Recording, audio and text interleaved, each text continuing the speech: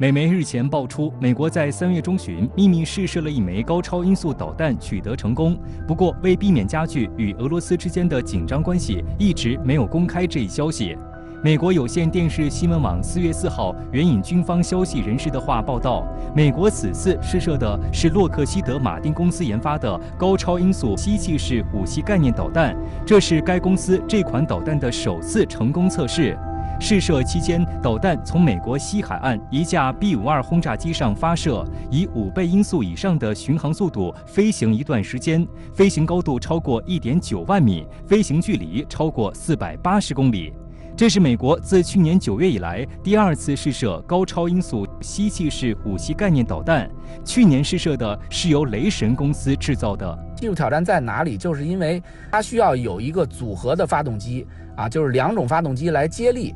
先初期先用普通的这个涡轮发动机就和咱们一般喷气式飞机、喷气式客机用的那种发动机是同样原理的发动机，给它加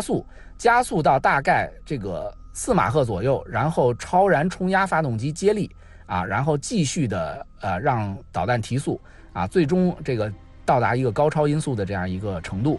根据美国国会研究处此前的声明，美军在高超音速武器领域的工作有3个方向，除了空军 AGM-183A HAWC 项目，还有海军的 CPS 项目。在弗吉尼亚核潜艇上加装高超音速导弹，陆军的 LRHW 项目从轮式车辆上发射，搭载滑翔弹头。据日本每日新闻报道，美国陆军参谋长詹姆斯·麦康维尔近日表示，射程超过2500公里的远程高超音速导弹发射系统已建成，准备工作正在位于华盛顿州的基地进行，预计在2023年底之前部署。美军将利用 C-17大型运输机在离岛和较远地带灵活使用导弹。据美国媒体报道，美军在3月中旬成功试射了一枚高超音速导弹。为了避免于乌克兰局势紧张之时刺激俄罗斯，过去的2周刻意低调，没有公布消息。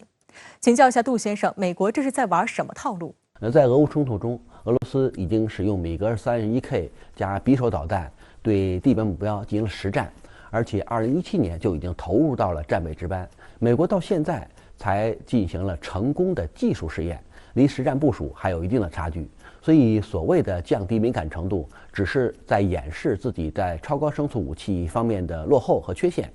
并不是一种所谓的炫耀。所以目前看呢，在俄乌冲突中，俄罗斯多款武器装备，特别是高端武器装备的作战能力已经得到了一定的验证。美国在这项能力上处于落后状态。感谢曹先生的解答，也感谢您收看本期军情直播间。